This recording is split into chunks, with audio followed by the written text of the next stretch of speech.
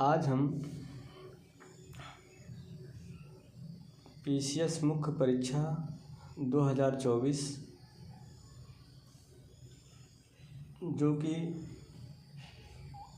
29 जून से 2 जुलाई तक आयोजित हुआ था, उसमें प्रथम प्रश्न पत्र हिंदी था, समान हिंदी था। इस पेपर का एनालिसिस करेंगे तथा इसके आंसर को हम देखेंगे। तो आइए हम देखते हैं हिंदी जो कि 150 मार्क्स की पूछी जाती है। समय 3 घंटे होते हैं। तो आइए इसके पेपर का एनालिसिस करते हैं। पहला प्रश्न है, निम्नलिखित गद्यांश के आधार पर नीचे लिखे प्रश्नों के उत्तर दीजिए। सही प्रकार का समाजीकरण होने पर समाज के सदस्य सामाजिक नियमों के अनुरूप व्यवहार करते हैं। यदि गलत समाजीकरण हो जाता है तो विपथगामी व्यवहार में वृद्धि होती है। इसलिए समाजीकरण के दायित्व से संबंधित जो व्यक्ति होते हैं उन पर सामाजिक नियंत्रण का बहुत बड़ा दायित्व होता है।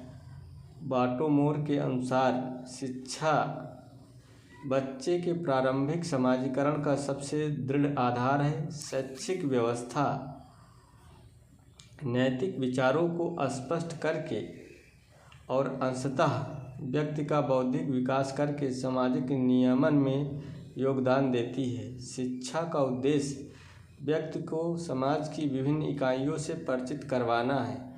शिक्षा के केवल सैद्धांतिक महत्व ही नहीं अपितु उसकी व्यवहारिक उपयोगिता भी है। सामाजिक नियंत्रण के अन्य साधन जहाँ व्यक्ति को दबावपूर्ण ढंग से सामाजिक नियमों को मानने के लिए बाध्य करते हैं,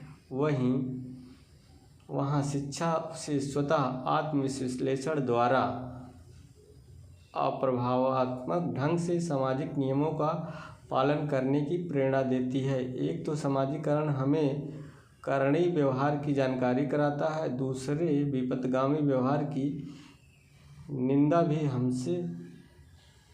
की भी हमसे अपेक्षा रखता है। अतः करणीय व्यवहार के बीच संतुलन रखकर समाजीकरण जो शिक्षा का एक भाग है, समाज में सबसे बड़ी नियंत्रक शक्ति के रूप में कार्य करता है। समाजीकरण में हमें व्यवस्था की अत्यंत विषम परिस्थिति से बचाकर सामान्य रूप से सामाजिक क्रियाओं के संचालन में सहायक होता है। परिणाम स्वरूप सामाजिक नियंत्रण बना रहता है। शिक्षा का सामाजिक नियंत्रण से दूसरा महत्वपूर्ण कार्य हमारे जीवन में ज्ञान का विकास करना है। जब इसमें हमें ज्ञान का विकास होगा तब हम इस स्थिति में होंगे कि अच्छे बुरे उचित अनुचित की पहचान कर सकें। जब हम उचित को अनुचित से अलग कर लेंगे तब हम अनुचित व्यवहार को जीवन से हटा देंगे तथा उचित व्यवहार का प्रयोग करेंगे। उचित व्यवहार वही होगा जो सामाजिक मानदंडों के अनुरूप है। अतः हम ज्ञान के विकास के साथ उचित व्यवहार को समझेंगे तथा उसका पालन करेंगे, जिससे सामाजिक नियंत्रण स्वतः बना रहेगा। शिक्षा हमें तर्क प्रदान करती है तथा भावुक अतार्किक एवं व्यक्तिपरक निर्णयों से मुक्त होने की प्रेरणा देती है। इसलिए हम देखते हैं कि एक अशिक्षित व्यक्ति आवेश में आकर कुछ भी अहित कर बैठता है, जबकि शिक्षित व्यक्ति कठिन से कठिन परिस्थिति में भी धैर्यपूर्वक निर्णय लेकर अपने विवेक का परिचय देता है। संक्षेप में शिक्षा व्यक्ति को आत्मनियंत्रण सिखाती है। चूँकि व्यक्ति समाज की इकाई है, अतः व्यक्ति के स्तर पर नियंत्रण रहने से सामाजिक नियंत्रण स्वतः हो जाता है। पहला प्रश्न है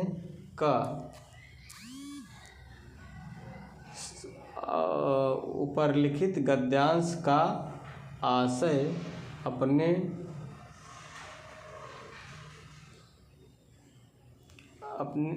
अपने शब्दों में लिखिए। प्रश्न है, समाजीकरण के लिए सामाजिक नियंत्रण के अन्य साधन शिक्षा से क्यों भिन्न है। है, गद्यांश की रेखांकित व्याख्या कीजिए। सहयोग से ही जीवन, स्पर्धा तो अंततः विनाश। और तो आइए इसका आंसर हम देखते हैं।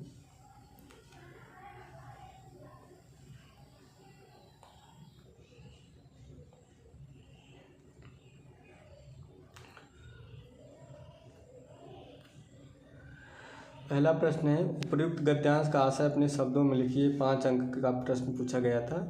गद्यांश का आशय यह है कि समाज में सदस्यों के व्यवहार को नियंत्रित करने के लिए सामाजिक नियमों का होना आवश्यक है। यदि ये नियम नहीं होंगे तो अव्यवस्था और अराजकता बढ़ेगी। इन नियमों का पालन करने के लिए शिक्षा सबसे प्रभावी साधन है, क्योंकि शिक्षा व्यक्ति में नैतिकता, आत्मनियंत्रण, विवेक और अनुशासन का विकास करती है। यह केवल ज्ञान नहीं देती बल्कि अच्छे बुरे में अंतर करने की समझ भी देती है। शिक्षा के द्वारा व्यक्ति को समाज के नियमों का पालन करना सहज हो जाता है, जिससे वह एक जिम्मेदार नागरिक बनता है। दूसरा प्रश्न है, 5 अंक में पूछा गया, समाजीकरण के लिए सामाजिक नियंत्रण के अन्य साधन शिक्षा से क्यों श्रेष्ठ है? उत्तर इस प्रकार से है, शिक्षा समाजीकरण के लिए इसलिए श्रेष्ठ साधन है क्योंकि यह व्यक्ति में ज्ञान, बुद्धि और विवेक का विकास करती है। शिक्षा से व्यक्ति को सामाजिक मान्यताओं का बोध होता है और वह आत्मनियंत्रण सीखता है। अन्य साधन केवल व्यवहार को नियंत्रित कर सकते हैं, जबकि शिक्षा व्यक्ति के आंतरिक विचारों को बदलती है। शिक्षा तर्क शक्ति, नैतिकता और संवेदनशीलता विकसित करती है। यह व्यक्ति को सही गलत का निर्णय स्वयं लेने में सक्षम बनाती है। इसलिए शिक्षा सामाजिक नियंत्रण का सबसे प्रभावी और टिकाऊ साधन मानी जाती है। ग प्रश्न है,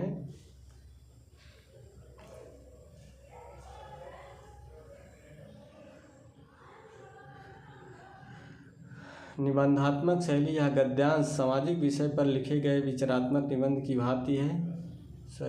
प्रश्न ग है, गद्यांश की शैलीगत विशेषताओं की व्याख्या कीजिए। 20 अंक में पूछा गया प्रश्न है। गद्यांश की शैलीगत विशेषताएं निम्नलिखित हैं। निबंधात्मक शैली, यह गद्यांश सामाजिक विषय पर लिखे गए विचारात्मक निबंध की भांति है, जिसमें तर्क और उदाहरण के माध्यम से विषय का विश्लेषण किया गया है। दूसरा, तर्कात्मक प्रस्तुति, लेखक ने विषय को तार्किक ढंग से प्रस्तुत किया है, जिससे शिक्षा और सामाजिक नियंत्रण के संबंध को तर्कों के माध्यम से स्पष्ट किया गया है। तीसरा, नैतिक शिक्षाप्रद शैली, गद्यांश में नैतिकता का भाव है। शिक्षा के माध्यम से व्यक्ति में आत्मनियंत्रण और विवेक जैसे गुणों के विकास पर जोर दिया गया है। चौथा, सरल और स्पष्ट भाषा, लेखक ने सामान्य बोधगम्य शब्दों का प्रयोग किया है, जिससे विषय को समझना सरल हो जाता है। पांचवा, उदाहरणात्मक प्रस्तुति, गद्यांश में उदाहरणों के माध्यम से विचारों को स्पष्ट किया गया, जैसे अच्छे बुरे के भेदभाव की पहचान, अनुचित व्यवहार आदि। छठा, विषय के प्रति गंभीरता, लेखक ने विषय की गंभीरता को ध्यान में रखते हुए औपचारिक भाषा का प्रयोग किया और विषय का समग्र विश्लेषण प्रस्तुत किया है। सातवां, अनुप्रास एवं पुनरुक्ति अलंकार, अच्छे बुरे, ज्ञान विकास, आत्मनियंत्रण, संयम आदि में अनुप्रास और पुनरुक्ति देखने को मिलती है। आठवां, भावपूर्ण शैली, गद्यांश में सामाजिक चेतना, उत्तरदायित्व और सुधार की भावना विद्यमान है। आइए प्रश्न सेकंड देखते हैं।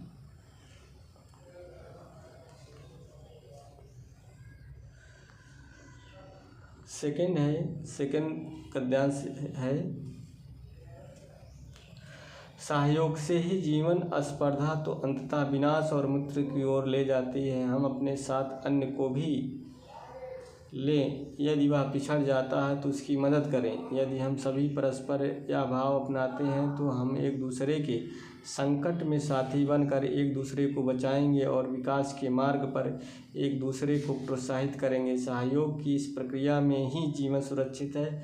यदि हम अपना ही स्वार्थ सामने रखकर अन्य की टांग खींचते हुए स्वयं को ही आगे बढ़ाएंगे तो यह स्पर्धा होगी और यह स्पर्धा एक दूसरे के खिलाफ करते हुए आपस में लड़ने भिड़ने और अंततः एक दूसरे का विनाश करने का कारण बनेगी। प्रथम एवं द्वितीय विश्व युद्ध अपने अपने साम्राज्य, उपनिवेश तथा व्यापार को बढ़ाने के संघर्ष का परिणाम थे, जिसमें व्यापक नरसंहार हुआ। वस्तुतः स्पर्धा मानव संस्कृति के लिए विनाश का मार्ग है। व्यक्ति एवं राष्ट्रों के बीच आपसी सहयोग से ही मानव संस्कृति सुरक्षित है। वर्तमान में यह जो भूमंडलीकरण और आर्थिक उदारीकरण का नारा है, वह विकसित देशों के आर्थिक साम्राज्य को बढ़ाने का नवीनतम अभियान है, जिसमें विकसित देशों के आपसी हित भी टकरा रहे हैं तथा जिसमें नए विश्व संकट की आशंकाएं उभर रही हैं। उपर्युक्त गद्यांश के आधार पर निम्नलिखित के प्रश्नों को उत्तर दीजिए। पहला है गद्यांश का उचित शीर्षक 5 नंबर के में पूछा गया है। दूसरा है स्पर्धा और सहयोग में अंतर स्पष्ट कीजिए, 5 अंक में है। गद्यांश का संक्षेपण लगभग 1/3 शब्दों में लिखिए, 20 अंकों में पूछा गया प्रश्न है। तो आइए इन प्रश्नों का आंसर देखते हैं।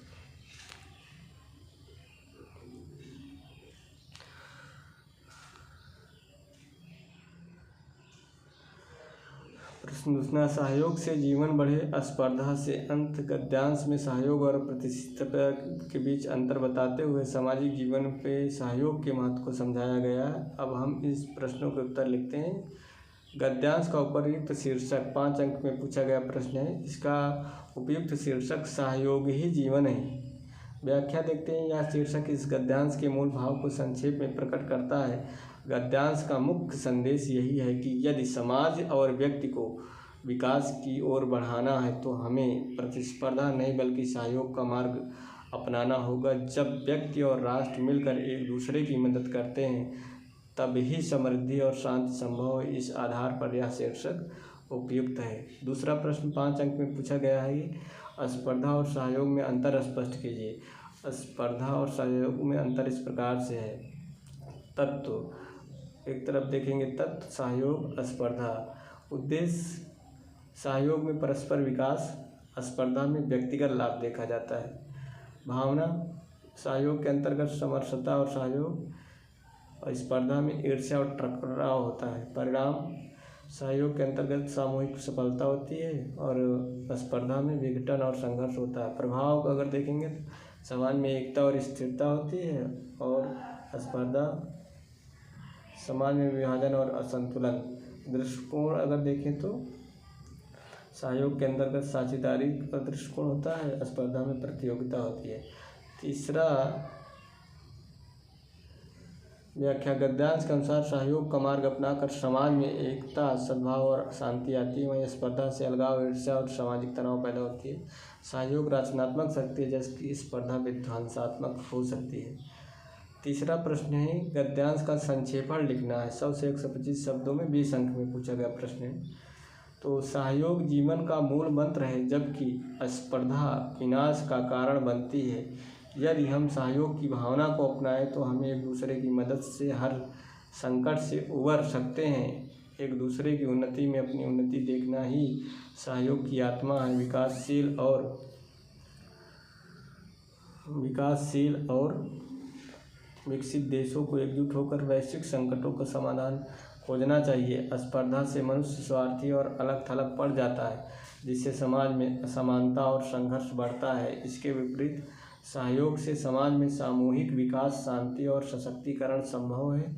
इसलिए आज के समय में मनुष्य और राष्ट्रों को प्रतिस्पर्धा छोड़कर सहयोग की भावना को अपनाना चाहिए। सहयोग ही स्थायी और समृद्धि भविष्य का मार्ग है। आइए तीसरा प्रश्न देखते हैं। तीसरा पहले प्रश्न देखेंगे उसके बाद हम आंसर देखेंगे।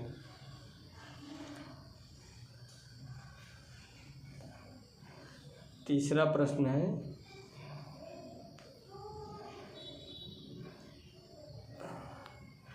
उत्तर प्रदेश पुलिस महानिदेशक की ओर से का मतलब कोई जिला का है। जिला पुलिस अधीक्षक को पत्र लिखिए जिसमें संबद्ध जिले में आपराधिक घटनाओं की रोकथाम के लिए कठोर कार्रवाई करने का अनुदेश 10 नंबर में पूछा गया। अर्थात पुलिस महानिदेशक द्वारा अधीक्षक को जिला पुलिस अधीक्षक को पत्र लिखा गया है कि अपराध के लिए जो आपराधिक घटनाएं घट रहे हैं उस पर नियंत्रण कैसे किया जाए। और खा प्रश्न है इसका, उप सचिव गृह मंत्रालय भारत सरकार की ओर से सभी राज्य सरकारों को परिपत्र लिखे जिसमें प्रसूतिपूर्ण भ्रूण लिंग परीक्षण पर पूर्ण प्रतिबंध लगाने का प्रावधान हो ताकि बेटी बचाओ बेटी पढ़ाओ जैसे अभियान सफल हो सके। ये भी 10 मार्क्स में है। तो आइए इसका आंसर देखते हैं हम लोग।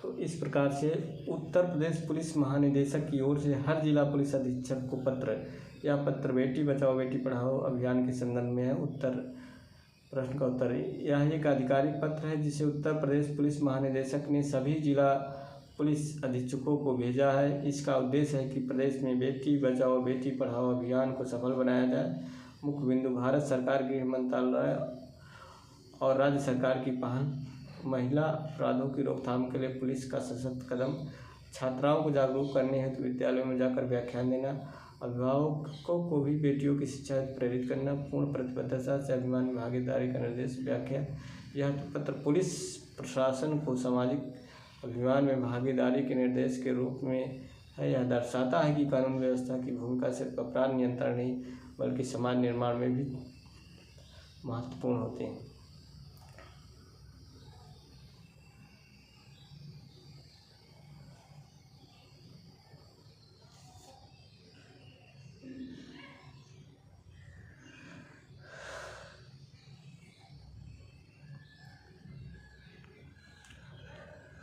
चौथा प्रश्न है, विलोम लिखना है। सारयुक्त, सकाम, पुरस्कार, पूर्वकालीन, उत्थान, समीप, ईश्वर, कृत्रिम, रोगी, ऊर्ध्वगामी। पांचवे का प्रश्न है, निम्नलिखित शब्दों में प्रत्येक उपसर्गों को निर्देश दीजिए। दुष्प्राप्य, अध्यात्म, अभ्युदय, स्वागत, प्रत्यक्ष। खा प्रश्न है, निम्नलिखित शब्दों में प्रयुक्त प्रत्ययों को पृथक कीजिए। पावक, पठनीय, झाड़ू, शक्ति, बलिष्ठ। आइए इसका आंसर देखते हैं। प्रश्न नंबर 4, विलोम इस प्रकार से, सार्थक का निरर्थक होगा, सबम का असबम, पुरस्कृत का तिरस्कृत, पूर्व कथित का परोक्ष या अनकथित, उदय का अस्त, समीप का दूर, ईश्वर का नर, मानव, दैत्य प्रसंगानुसार हो सकता है जो भी, कृपण का उदार, रोगी का निरोगी, उद्यमी का आलसी, निष्क्रिय। पांचवा के का निम्नलिखित शब्दों में उपयुक्त उपसर्ग का निर्देश कीजिए। दूरजन में दूर है, अशुभ या बुरा। अध्ययन में अधिक, ऊपर या अधिक अर्थ होता। अभ्युदय में अभी, सामने की ओर। स्वाध्याय में स्व, स्वयं, प्रत्यय, प्रति, विपरीत दिशा में, उत्तर की ओर।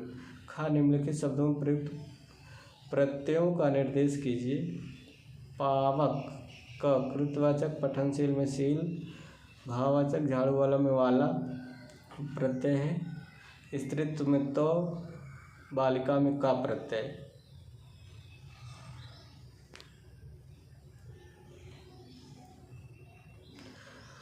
छठा प्रश्न है, निम्नलिखित वाक्यांशों या पदबंध के लिए एक एक शब्द लिखिए। जो कहीं लौट कर आया हो, जो अपनी जन्मभूमि छोड़कर विदेश में एक वास करता हो, जिसे करना बहुत कठिन हो, जिस पर अभियोग लगाया गया हो, जो अपनी पत्नी के साथ हो। आइए देखते हैं इसका छठे का।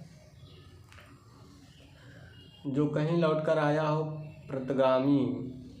दूसरा, जो अपनी भूमि छोड़कर विदेश में प्रवास करता, प्रवासी। जिसे करना बहुत कठिन है, दुष्कर। जिस पर अभियोग लगाया गया हो, अभियुक्त। जो अपनी नींद के साथ हो, स्वप्नशील, निद्रालु। दोनों मान्य है।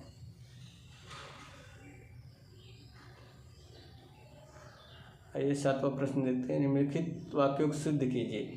हमें अपने माता पिता की आज्ञा अनुसार चलना चाहिए। दूसरा, वह डरती डरती घर में घुसी। तीसरा, आज मैं हरी हरी मटर लाया हूँ।